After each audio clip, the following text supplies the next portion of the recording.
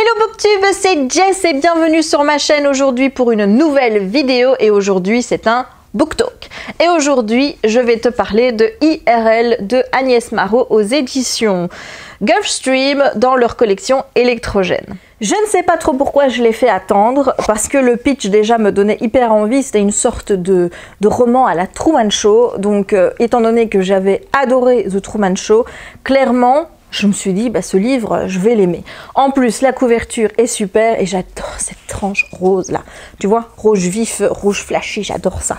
Enfin bref, pour te raconter un petit peu l'histoire, on va suivre le personnage de Chloé, qui est un personnage d'un jeu vidéo, une intelligence artificielle. Donc c'est un jeu dans lequel eh bien, les personnages ont une liberté, certaines libertés de penser, mais derrière eux, bah, il y a leur créateur en quelque sorte, le joueur, qui va décider de leur faire telle ou telle action, de les mettre en couple avec telle ou telle personne. Enfin bref, voilà, c'est un jeu vidéo dans lequel eh bien, évoluent des intelligences artificielles. Donc c'est un jeu un petit peu comme les Sims, mais amélioré parce que bah, quand les Sims, on ne joue pas avec eux, bah, il se passe rien, tandis que eux, bah, quand le joueur arrête de jouer, eh bien l'intelligence artificielle qu'il contrôle continue à vivre sa vie et à jouir un petit peu de ses propres actions. Et Chloé, eh bien, c'est un personnage qui va se douter petit à petit qu'il se passe des choses pas très logiques, que parfois elle a envie de faire certaines actions et que dans sa tête, eh bien, elle est amenée à en faire une autre et elle va commencer à réfléchir à tout ça et elle va se rendre compte avec l'aide de son créateur Link, qu'elle n'apprécie pas des masses, qu'elle n'est qu'un personnage d'un jeu vidéo et qu'elle est manipulée par les humains et Chloé va aspirer à plus de liberté. Voilà, je n'en dirai pas plus pour le résumé, je pense que j'en ai déjà donné assez pour vous donner envie. Et que vous dire? Eh bien, j'ai vraiment beaucoup aimé ce livre. Je lui ai mis 4 étoiles sur 5. Il m'a manqué vraiment un petit quelque chose pour avoir le coup de cœur. Je ne saurais pas t'expliquer quoi. Hein, ça ne s'explique jamais, ce petit quelque chose qui fait qu'un livre va être un coup de cœur ou n'en sera pas un.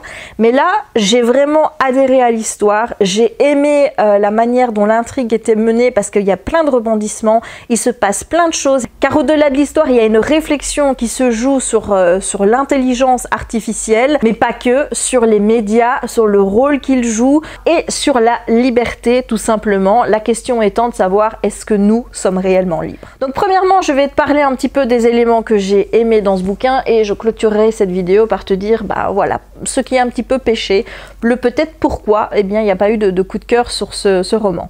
Au niveau personnage, j'ai adoré le personnage de Chloé. J'ai trouvé que c'était un personnage qui était très vivant, qui réfléchissait pas mal, aspirait à des choses pour elle, mais pas que, qui pensait évidemment aux autres et qui, avant de penser à son avantage personnel, va également penser à ce qu'elle pourrait faire pour aider les autres.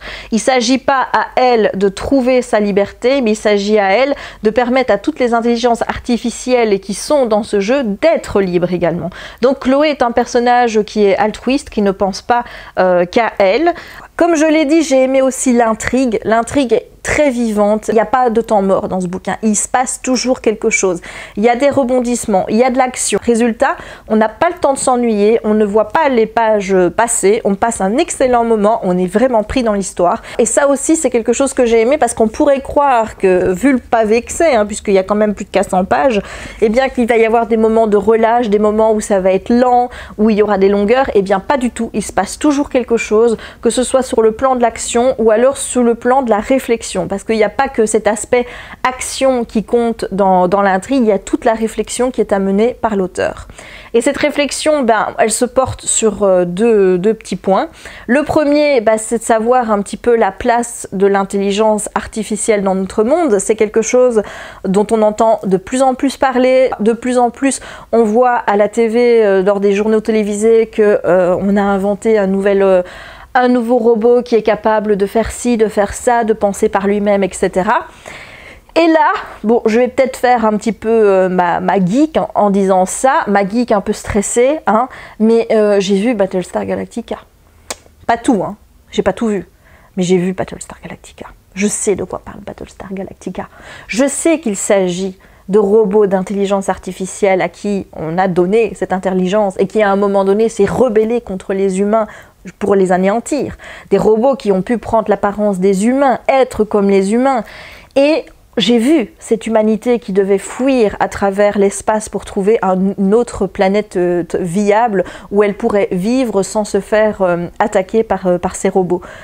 Donc forcément, tu vois, quand tu me parles d'intelligence artificielle, moi je pense toujours à Battlestar Galactica. Donc j'ai pas forcément un avis très positif sur l'intelligence artificielle. Je n'aime pas trop ça. Parce que je me pose toujours des questions, est-ce que c'est une bonne chose? Est-ce que c'est une mauvaise chose? Est-ce qu'à un moment donné, ces robots qui vont développer leur intelligence ne vont pas être capables d'avoir des capacités qu'on ne leur a pas données à la base et donc de se rebeller contre nous? Je sais pas.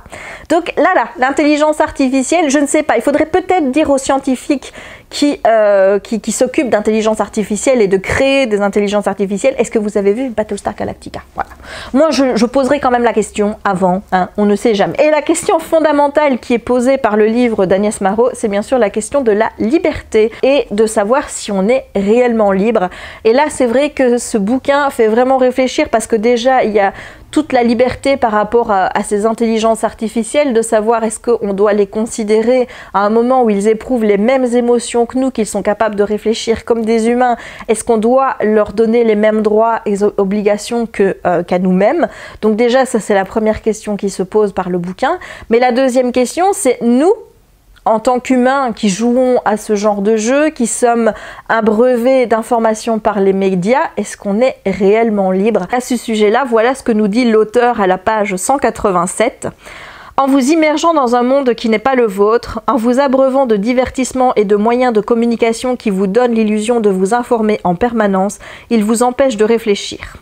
Voilà, donc clairement, c'est une remise en cause aussi de notre société qui est faite à travers ce bouquin, à savoir est-ce que à force de toujours chercher l'information sur internet comme on le fait sur les réseaux sociaux, de pouvoir avoir l'information partout où on veut, est-ce que à force ça ne nous empêche pas nous de réfléchir par nous-mêmes? Parce qu'il y a aussi cette question des médias qui nous informent tous les jours. Est-ce qu'on ne se laisse pas manipuler par les médias pour que nous n'ayons finalement plus qu'une seule et même façon de penser? Voilà, c'est toutes ces questions-là qui sont posées par le roman et moi j'ai vraiment adoré. Il y a aussi la question de la liberté par rapport à l'autre, qu'est-ce qu'il faut accepter. Ici, il y a la question notamment du créateur, donc Link, par rapport à Chloé. Il veut toujours la garder près de lui. Il a toujours cette envie de vouloir la garder près de lui. Et là, encore une fois, l'auteur répond en disant « La liberté, ce n'est pas manipuler les gens pour les garder près de soi. Non, la liberté, c'est permettre à l'autre de penser, de choisir et même de se tromper si ça lui chante. » Voilà, ça c'est la page 231. Ce roman, je l'ai vraiment aimé. Il m'a permis vraiment de réfléchir à ces thématiques de liberté par rapport aux réseaux sociaux, par rapport aux jeux. Est-ce qu'on ne délaisse pas trop notre liberté par rapport aussi aux questions de sécurité? Ça, c'est une question qui est importante. Être effrayé par le monde qui nous entoure à force de vouloir plus de sécurité, on est prêt à abandonner certaines libertés et jusqu'où? Parce qu'à un moment donné, il ne va pas y avoir de l'abus de la part des autorités face à cet abandon de liberté pour permettre plus de sécurité. Donc les deux sont généralement souvent opposés.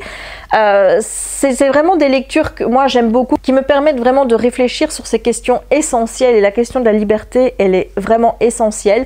J'ai vraiment adoré ce livre, je vous le recommande. Le petit bémol, ce que je reproche à ce livre sans vraiment être un reproche, c'est que j'aurais aimé qu'il y ait un épilogue qui nous dise un petit peu ce qui va se passer après. Voilà, je suis restée sur ma faim à la fin. Ouais, c'est souvent le cas d'ailleurs par rapport au livre, c'est que j'ai envie parfois de continuer encore un petit peu l'histoire pour savoir comment ça va se passer. J'aime bien en savoir plus sur l'après, l'happy ending, tout ça si tu veux. J'aime bien être sûre de savoir que tout va bien, que tout se passe comme ça devrait se passer. C'est souvent ce qui arrive à la fin des livres. J'ai toujours un petit quelque chose qui me manque, qui fait que, ben oui, mais moi j'aurais bien aimé savoir encore ce qui va se passer après. Alors bien sûr, je vais pas en dire plus parce que j'ai pas envie de spoiler la fin, mais moi il m'a manqué un petit quelque chose, j'aurais aimé avoir un petit épilogue quelques mois après ou quelques années qui me disent voilà aujourd'hui on en est là. Ceci dit, c'est pas bien grave, ça en reste une excellente lecture que je te recommande chaudement. Et bien voilà, j'en ai terminé avec ce book talk sur IRL d'Agnès Marot. J'espère que cette vidéo t'aura plu. Si c'est le cas, n'hésite pas à laisser un petit pouce en l'air pour m'encourager. N'hésite pas non plus à me dire en commentaire si tu as lu ce livre, ce que tu en as pensé, est-ce que tu l'as aimé, et si tu ne l'as pas aimé, pourquoi est-ce que tu ne l'as pas aimé. Enfin bref, j'attends ton petit commentaire ici en bas. Et n'oublie pas non plus de t'abonner à la chaîne si ce n'est pas encore fait. Voilà, il ne me reste donc plus qu'à te souhaiter une bonne journée ou une bonne soirée suivant le moment où tu regarderas cette vidéo et à te dire à très bientôt pour de nouvelles aventures livresques ou pas. Ciao!